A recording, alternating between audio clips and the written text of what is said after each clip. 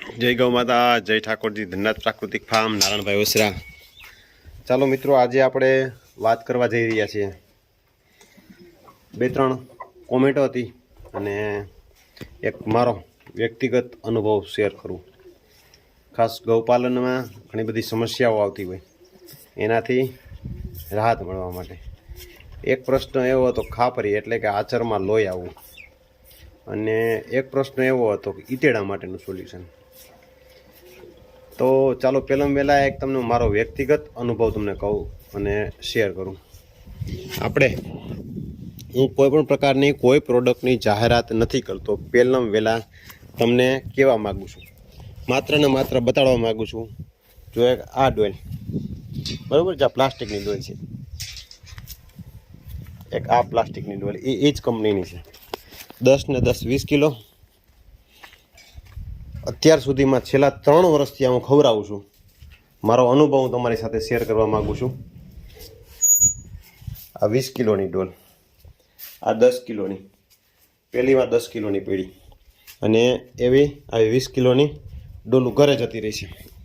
તો કહેવાનો મિનિંગ અને હેતુ એ છે કે આ પાવડર જ્યારથી આપણે ચાલુ કર્યું ને આ પાવડર ત્યાંથી જે આપણે ગૌ સંવર્ધનમાં જે ગાયમાં જે મોટામાં મોટો જે પ્રશ્ન છે વેતર ઉપર આવે અને આરહો ચડી જવાનો એટલે કે આવમાં સોજા ચડી જવા અને કઠણ થઈ જવું એના એ આરહાના કારણે બીજા બધા ઘણા બધા પ્રશ્નો ઉદ્ભવે છે। તો છેલ્લા 3 વર્ષથી હું રેગ્યુલર ખવડાવું છું અને આપણી બધી ગાયો વ્યાય ત્યારે તમને બતાવ્યું અને જ્યારે ઓલી ગાયને મસ્ટર્ડાની છે અસર થઈ ત્યારે તમને મેં કીધું હતું આને આરહો નથી મસ્ટર્ડા છે। એટલી પરફેક્શન સાથે કેમ કહી શકીએ? કેમ કે આપણે એ વસ્તુનો અનુભવ હતો અને ખ્યાલ હતો। આ ગાય અઠવાડિયે એકમાં વ્યાયામ છે અને કોઈ પણ પ્રકારનું કાંઈ છે નહીં, બરાબર। એનું કારણ એ છે કે છેલ્લા 3 વર્ષથી આપણે પાવડર ખવડાવીએ છીએ એનું આપણે જબરજસ્ત રિઝલ્ટ જેડું છે। નકર ગાયમાં આરહો એના કારણે થઈ એના ઇન્જેક્શન મારવા પડે ને એ ઇન્જેક્શન મારીએ અને એના કારણે થઈને દૂધ ઘટી જાય, ઘણી બધી સમસ્યાઓ આવે, આવા બધા પ્રશ્નો ઉદ્ભવતા હોય। તો એ ગાય વ્યાણી અને 15 દિવસથી આપણે એક અઠવાડિયાથી ગોળ ને તેલ ને બધું ચાલુ કરી દીધું અને સ્ટાર્ટિંગમાં કાંઈ નહોતું એ તમને બતાવેલું હતું અને અત્યારે તમને બતાવું। જો સોનું એ સોના અત્યારે આમાં ક્યાંય આમાં આરહો એવું કંઈ છે નહીં। આરહો હોય તો આમ હાથ અડાડવા ન દઈએ, દબાવવા ન દઈએ અને મસ્ટડા જેવું હોય ને તોય આમ દબાવવા ન દે તોય દુખે। તો એ પ્રશ્ન નથી। તો એનું કારણ છેલ્લા 3 વર્ષથી આપણે રેગ્યુલર આપીએ। આમ 10 ગ્રામની ભલામણ છે, રેગ્યુલર આપીએ એટલે 5 ગ્રામ હોય એટલે ચાલે, રેગ્યુલર આપતા હોય તો 2 ટાઈમ। અને નકર એક દિવસમાં કિલો ને 2 કિલો ખવડાવતા એમાં 10 ગ્રામની ભલામણ હોય। તો આપણે રેગ્યુલર આપીએ છીએ કન્ટિન્યુ 5 ગ્રામ। તો એનાથી બેનિફિટ એ થાય કે આપણે નીણમાં ઘણી વખત વધઘટ થતી હોય, નીણમાં ઘણી વખત સૂકી લીલી નીણમાં ડિફરન્સ ફારફેર થતો હોય, ઘણી વખત વાતાવરણની ઇફેક્ટ થતી હોય એના કારણે દૂધમાં કોઈ પણ પ્રકારની કાપ કે અથવા કે બીજું કંઈ ન આવે। ઘણી વખત એવું થાય કે એકદમ અચાનક ગરમી પડવા માંડે તો દૂધમાં કાપ આવે। આ બધી જ વસ્તુમાં સ્થિરતા મને જોવા જઈ આ પાવડરથી। એટલે ખૂબ સરસ અને સારો મજાનો પાવડર છે જે હું ખવડાવું છું। મને કોઈ પણ પ્રકારની કોઈ કંપનીની એડવર્ટાઇઝમેન્ટ માટે નથી અને કોઈ મને ભલામણ નથી કરેલી કે અમારા પાવડરનો પ્રચાર કરો। એટલે ખાસ કરીને એ તમને કહું કે કોઈને એવો મનમાં વહેમ હોય કે આ એડ માટે થઈને આ પાવડર બતાવે છે, હું રેગ્યુલર કાયમીને માટે ખવડાવું છું, કાયમીને માટે। ખાલી એક પેકેટ બતાવી અને ખાલી કહેવું કે આ પાવડર ખવડાવો તો આનાથી સારું થાય। હું પ્રેક્ટિકલી માણસ છું એટલે એ નોંધ દેવડાવવા માટે થઈને। બીજા નંબરમાં ઈતેડાઓના પ્રશ્નનું જે એક આપને પ્રશ્ન હતો, તો જો તમારે ગૌશાળા હોય, ખુલ્લી ગૌશાળા હોય અને મહેનત થાય એમ હોય તો કૂકડા હોય તો બેસ્ટમાં બેસ્ટ સોલ્યુશન। બીજા નંબરમાં એક હાઈટેક કે એવી કંઈક 2-3 કંપનીની કંઈક દવા આવે છે જે ચામડી ખેંચીને ઇન્જેક્શન મારવાનું હોય, એ મારવાથી એ દવા ઇન્જેક્શન મારવાથી ઈતેડાને બધી મરી જાય છે। અને બીજી કંઈક લિક્વિડ ફોર્મમાં આવે છે જે પાવાથી નાના બચાવને એને એ પણ અંદરના અને બહારની જીવાતો મરી જાય। બીજા નંબરમાં નંદી આપણે ચાલુ નંદી હોય, ચાલુ નંદીમાં ક્યારેય એવા અખતરા ન કરવા કે આપણે ઈતળા વધારે થઈ ગયા તો એને ઇન્જેક્શન મરવી દઈ, એની દવા ટીકડીયું પાય, આ તે બીજી ત્રીજી વસ્તુ. કેમ કે આમ નંદી જેટલું ઓલું દેખાય એનાથી સાચો હોય જટિલ છે. જટિલ છે એનું કારણ કહું કે એ નંદીના સ્પમ્પ કાઉન્ટ, નંદી ફાલે કમ્પ્લીટ આવે, બધું સ્પમ્પ આવે, બધું આપણને કાઉન્ટ ડેમેજ થઈ જાય, એટલે કે મૃત પણ પામી જાય. એના કારણે થઈને ગાય રિપીટ થવાના અને પાછો નંદી ચાલુ કરવો, ઘણી વખત નંદી એમાં બંધ પણ થઈ જાય તો પાછો ચાલુ કરવો, એ પણ મોટામાં મોટી સમસ્યા છે. પછી એક વાત લઈ લઉં કે એક કમેન્ટ એવી હતી કે ભાઈ ભદ્ર છે એ ક્યાં છે? આ અમારો ભદ્ર છે, જે આગલો આપણે જે વિડીયો મૂક્યો હતો કે આ બચ્ચું ભદ્રનું છે.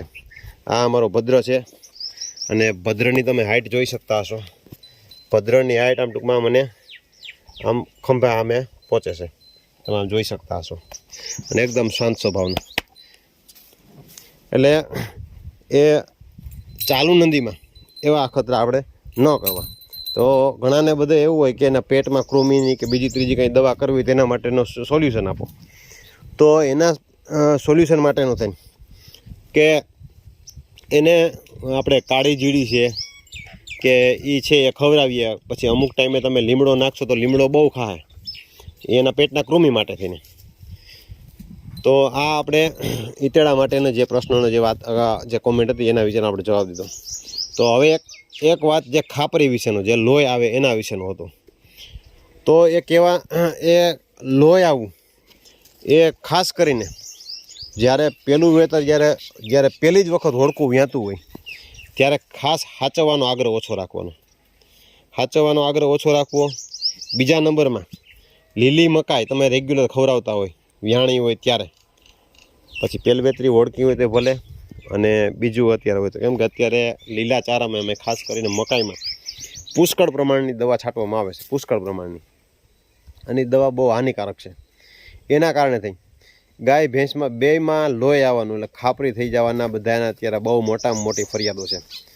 તો ખાસ કરીને મકાઈ ન ખવડાવી. વ્યાવાના અગાઉ 1 મહિના દિવસ અગાઉથી બંધ કરી દેવાની. તે વ્યાઈ ગયા પછી 1 મહિના દિવસ સુધી મકાઈ ખાસ કરીને બંધ કરી દેવાની, જેથી કરીને જે લોહી આવવાના જે પ્રશ્નો છે એ ન આવે. મકાઈનો ભયડો આવે છે એ પણ ન ખવડાવો, બરાબર. એના કારણે થઈને એ પ્રશ્નો આવે છે.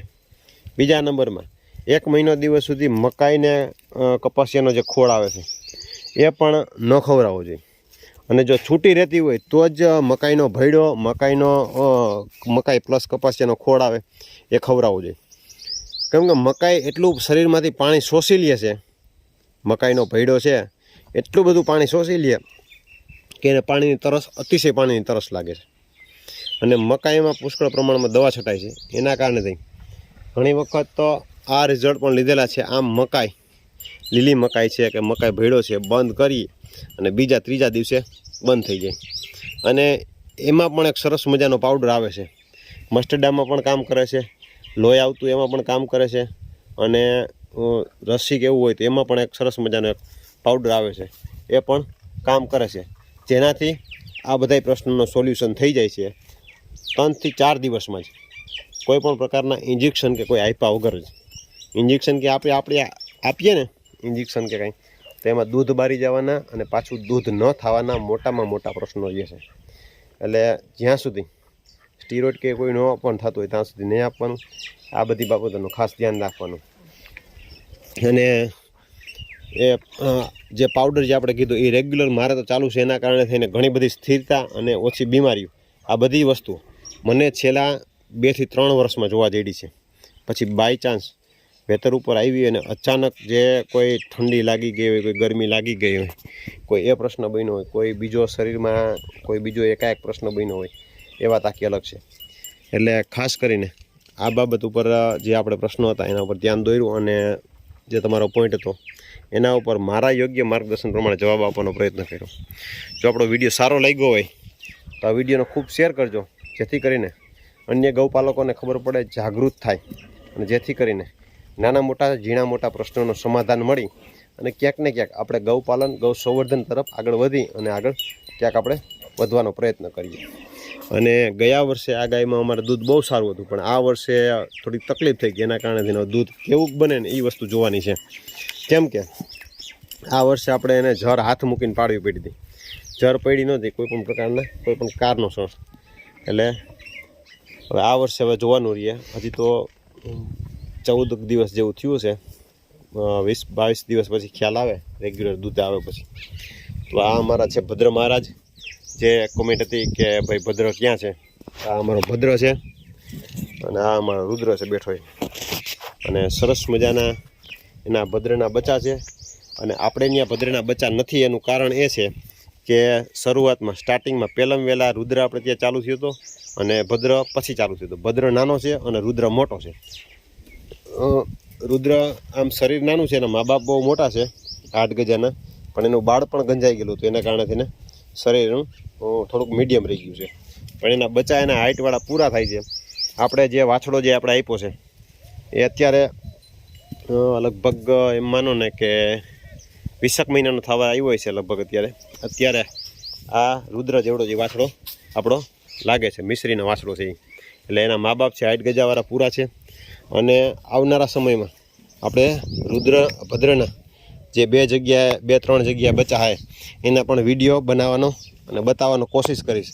કેમ કે અમારું ભદ્રનું બચ્ચું હોય ને ગમે ત્યાં એમને ખબર પડી જાય. કેમ કે 8 ગજાવાળું પૂરું આવે, જ્યાં બચ્ચા એના જે આવ્યા છે 8 ગજાવાળા પૂરા આવ્યા છે. એટલે પરબારી અમને ખબર પડી જાય કે આ રુદ્રનું છે કે આ ભદ્રનું છે. તો ચાલો નવા વિડીયો સાથે મળશું. જય ગૌ માતા.